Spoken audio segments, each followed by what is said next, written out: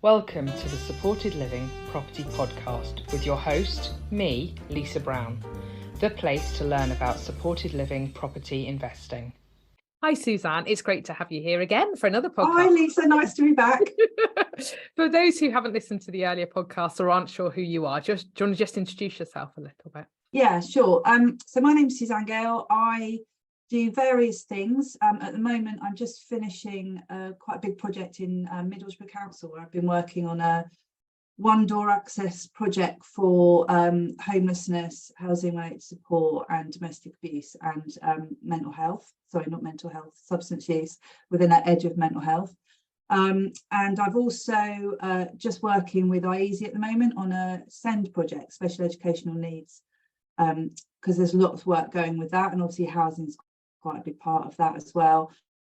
And I just generally do quite a lot of training in supported housing, and that my background is in supporting people when that came out, and I've worked for landlords and providers, and I kind of purposely work around different kinds of organisations so that I can keep my eye in, if you like, about, you know, the different and conflicting priorities of those groups. So yeah, I just work around housing a lot for different groups of people.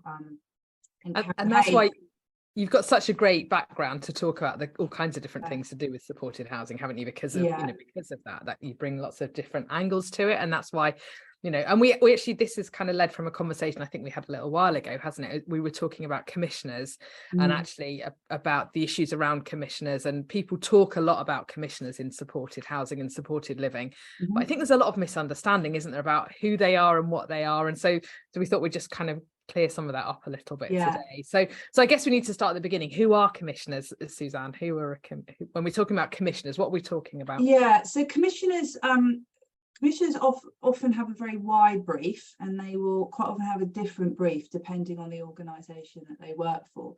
So in theory, a commissioner is the person sort of in the middle of everything who has the responsibility to work out what we need in the local area or nationally, commission it, so go out, find out who's going to potentially offer that.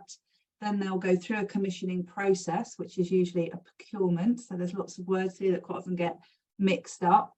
And then when they've awarded a contract, so procurement will award a contract and the commissioner will be part of that. And then they will monitor, the commissioner has a responsibility to see how that contract is going. So is the service offering what we want it to offer?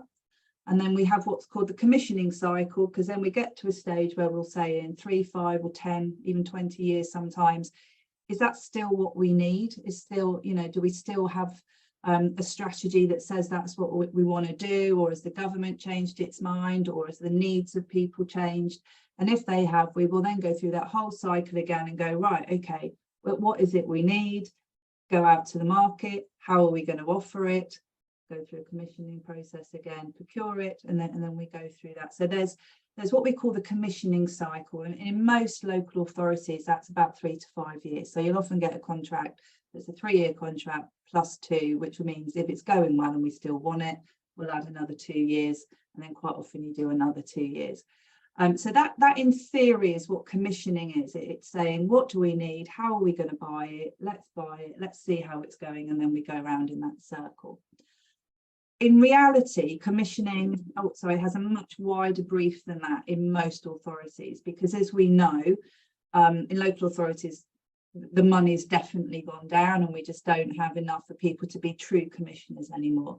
So sometimes what they'll do is they'll just be buying, going, right, actually we need to get something very quick, so I'll work with my procurement colleagues to do a direct award and just go, right, you're the only person that can do it and we need it quickly, so let's just buy that. There's often brokerage teams, so they'll be working with brokerage, and what brokerage do is they buy off what's already available and what's already been agreed. Often commissioning and brokerage are very tightly knitted in local authorities.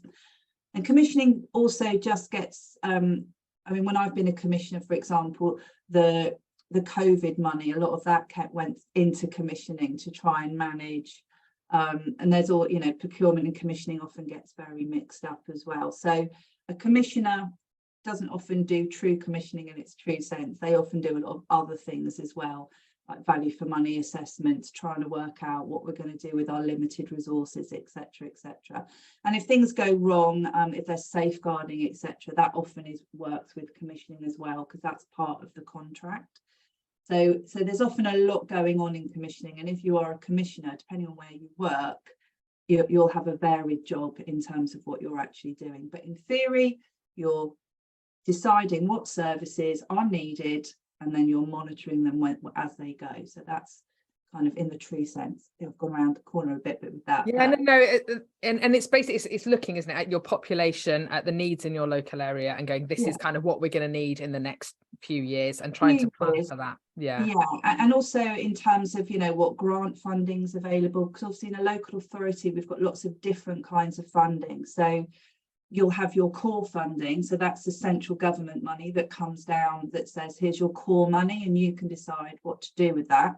And then the local area will decide where they want that money to go. So they'll say, actually, we've got real need for learning disabilities, or we've got a big homelessness issue, or we've got our domestic abuse figures are all over the world. So centrally, they will decide who that goes to. And then commissioning will then go, okay, well, that's the money I've got. I will then work with the service to go, what do you think we need? The local area, potentially put a market engagement exercise together to go, right, here's the market. Do you think this is going to work? If I try and buy this, is it going to work? And then they also will work with our procurement colleagues to go, what's the legal way to do it? But then, of course, you know, you've got your commissioning cycle, and then the government will say, well, actually, here's another, you know, £200,000 that you've got to spend in the next year. And then obviously commissioning will need to decide, are we going to add that onto a current contract? Is that legal? Are we going to go out again? Or do we already have a framework? Because that's another way to work. And can we just use that money to buy off our framework as well? So, and that's another way that commissioners will work. So what they might do is have what we call a framework agreement, and they will get lots of providers to bid and meet a minimum standard. And then it means if you've got a framework agreement, you don't have to go out every time you want to spend more money. You can say, actually, we've already agreed that these people are okay to work with, so I'm going to go to my framework agreement and put it out to them and say which person is going to be the best for this piece of work, or to support this person, etc., etc. So yeah, it's quite complicated and quite complex, and it will really differ across different authorities, especially when you've got big authorities and much smaller authorities. Yeah, certainly the commissioners that I know and have worked closely with in different areas work in completely different ways and have quite different responsibilities really within those. So it's not like this is what a commissioner in every local authority will do, is it? It's not. I mean, I've worked as a commissioner many times, but the majority of the stuff I do is kind of the spot purchase stuff where I'll just be looking around going, actually, I need a place for somebody with a learning disability, and I will go to a number of them, and then I'll have a spot contract, means I'm just going to buy that one bit of it. And that's very common in learning disabilities. That's what we do. We have a spot contract. There's a push to pull away from that, because if you've got too many spot contracts, it's incredibly hard to manage and keep an eye on the safety of people there, especially if they're out of authority. But sometimes, especially when you've got a need that's very specific, and if you've got somebody with behaviours that are challenging that can only be met in a certain place, you know, if you're in a city and somebody needs lots of space and outside space, you're pretty much going to have to go outside of the inner city. So, you know, there's times when that's really appropriate, but I think most authorities are trying to pull that back and commission better services in their own authority and meet those needs in authority for financial, but also for safeguarding reasons as well, because obviously that's a big risk. If you commission services out of authority, you don't then have safeguarding responsibility, and you don't have a lot of say in what goes on. And also for family and friends and contact with everyone, it's difficult if someone's absolutely. Yeah. And commissioners have lots of, like, you'll have different commissioners for different areas of need, won't you? Yeah. So you tend to have maybe like a learning disabilities commissioner in some areas. And again, that really differs across authorities. So if you've got a very big authority, so if you're somewhere, you know, like Birmingham or Manchester, where you've got a big amount of people with that needs group, you will have potentially 2 or 3, for example, learning disability commissioners. You may have somebody who's primarily the autistic lead. You may have somebody who just does the homelessness stuff. Generally, the commissioning is split into 2 types, and that's prevention and ongoing support. So if somebody's part of the really the old prevention agenda stuff, that probably will fall into one group, but not always, you know, and it depends how many restructures there have been and mergers, etc. But generally you'll have groups that make sense. So it might be learning disability and mental health always seem to go together, although I think they're completely different. Quite often they do sit together, and obviously lots of people are doing public health and local authority now as well. So adult social care and public health often sit together as part of that new agenda. I haven't seen it work brilliantly in many places, but there's a push to kind of get those different those people commissioning together, because obviously the needs quite often cross loads of those boundaries. So if somebody's homeless, there's a strong chance that they've probably got some kind of mental health or substance use issue as well. So there's a push to kind of get those 2 working together. So you may have a commissioner with that agenda attached to them too. But you know that it really will depend. You might have a small authority where somebody's got responsibility for homelessness, housing related support, domestic abuse, and you know 3 other things as well. So yeah, so it depends on numbers, it depends on agendas, and it depends on you know how established a lot of that team is, and how established a lot of the providers are. And typically, what kind of background would someone be to be a commissioner? Really differs, really differs. So I became a commissioner when I'd been a supporting people person back in the supporting people world, for those who remember those days.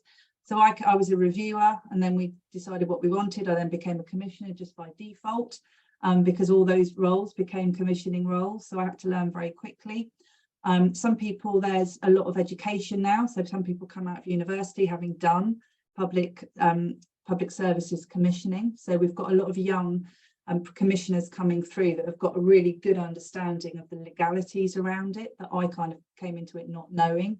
I sort of had to blag my way through at the beginning, and I'm still by no means a specialist, but a lot of the younger people coming through now really do understand the law, procurement law and commissioning cycles.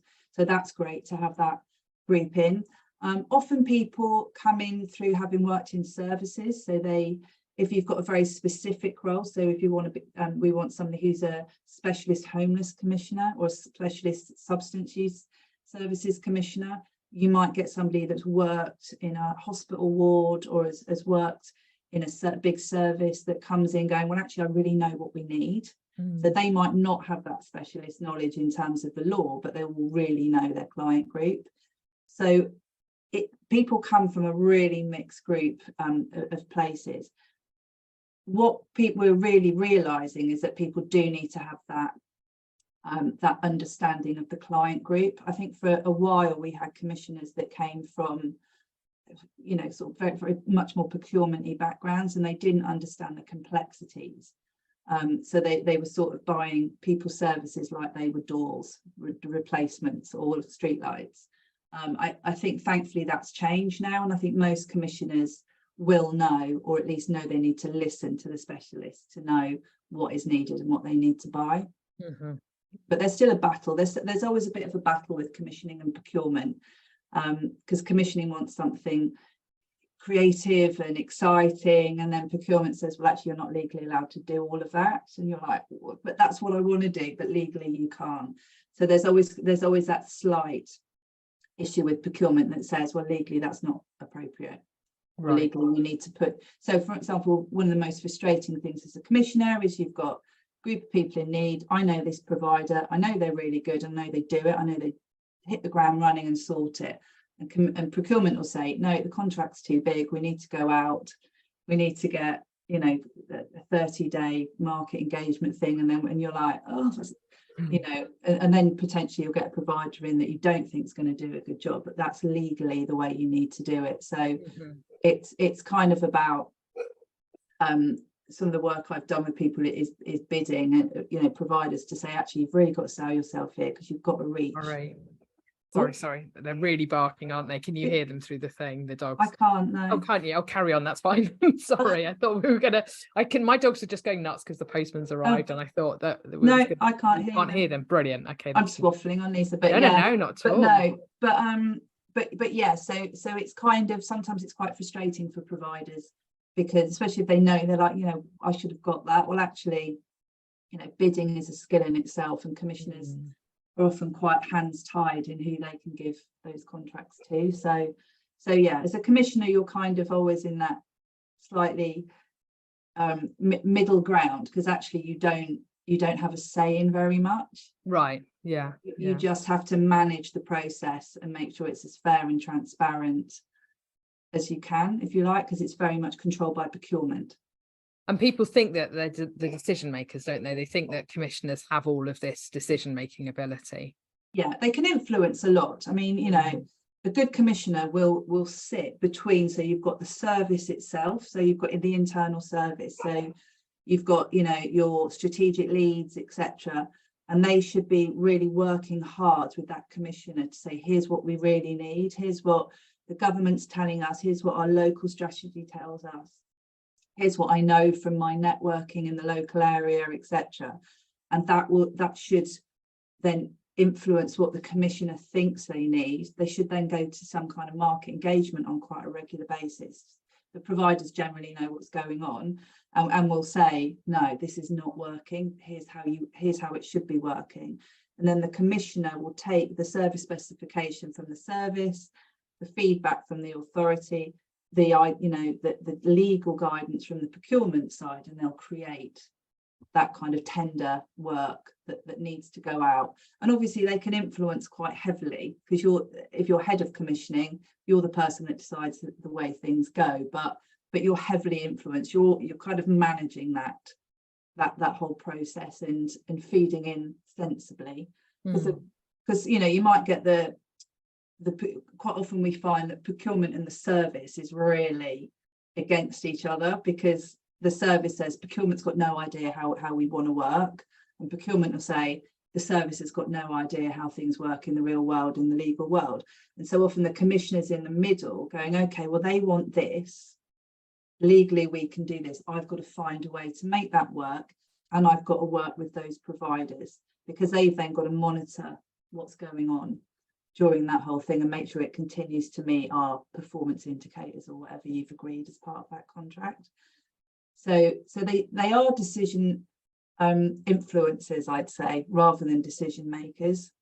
The decision at the end of a procurement is done through the procurement process, which is very clearly laid out how that has to be done, isn't it? Yeah, but commissioning will influence what we're asking in that procurement. So procurement will have the legal side of it, so you've got to have A, B, C, D, E legally, and then commissioning, with the help of the service, hopefully, will put down those other questions about, you know, how will you meet the needs of people here? How will you make sure that you're covering this part of the work? How will you respond to something if this happens? So they're commissioning questions, and commissioning will have the sign off on those, but how they're answered and how they're scored will be a joint process. So the commissioning can't just say, I like this provider, I want to go with them. Although I think a lot of commissioners think will do their best to do that, because obviously commissioning just wants it to happen quickly and get the best outcome. It's complex, isn't it? And I think when people, like when property investors say, oh, I'm just going to pick up the phone to the commissioner and tell them that I have this building available, what would you say about that? What would you say if you're a property investor and you think you can, you know? They don't do it. There's, you know, commissioners are on the whole incredibly busy. Those that are good at their job, who are in everywhere trying to work, you know, that they'll be in their services, they'll be talking to, you know, they'll be with the strategy leads, they're busy people. Coming in and saying I've got a house isn't going to be of much use to that commissioner, I'd say. I think it's the best thing to do is find out how that authority commissions, and if there's, for example, there might be a framework agreement in place. And if there's a framework agreement, that organisation will already have those links with different providers, and you can find out who's on that provider list. And then it might be worth going to those providers and say, look, I know you've got a contract with the local authority.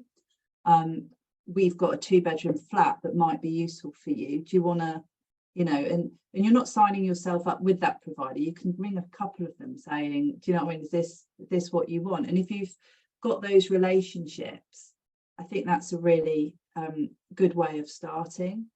I think also what I would say, if you've got property, is don't be too focused on what you want to do with it.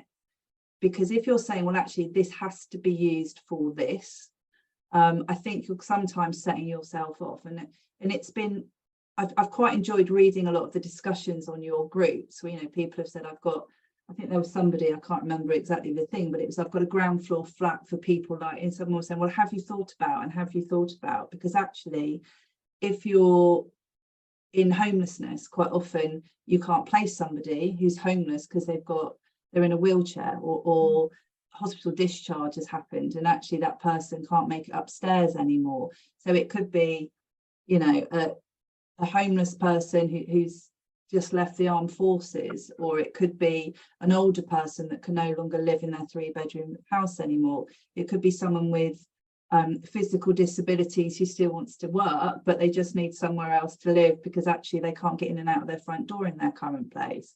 Or it could be someone with a learning disability and additional physical needs as well. Or it could just be a family fleeing domestic violence who have got a young girl who, you know, who needs to go to the hospital and is in a wheelchair. You don't know who might need it. And I think it's just worth being known as a flexible local landlord who really works hard to meet the needs that are out there. And I think if you're kind of, and again, it depends on the size of the organisation. If you've got a commissioner that and only one manager that knows everything that's going on, you know, an operations manager, it might be worth sort of working your way into being known to them for what's needed. If you've got a really big organisation, they're not going to want to be talking to individual landlords as well.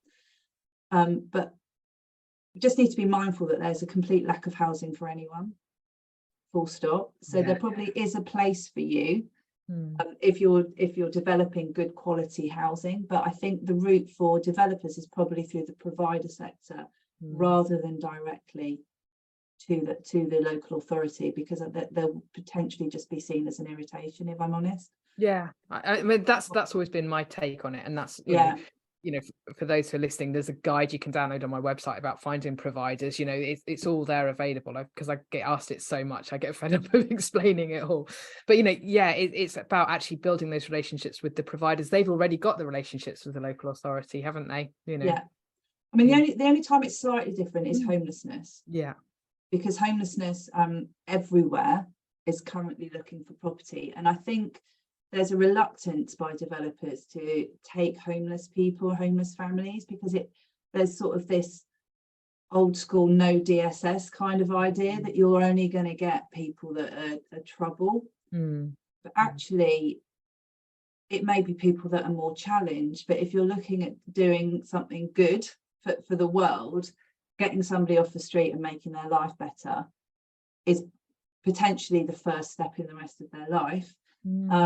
But also, you know, it's pretty much you're going to get filled constantly in terms of, you know, and if you're happy to take a pet as well, I mean, that's often, you know, a real challenge for a lot of people, especially homeless people with dogs. So, you know, people won't let them in with a dog.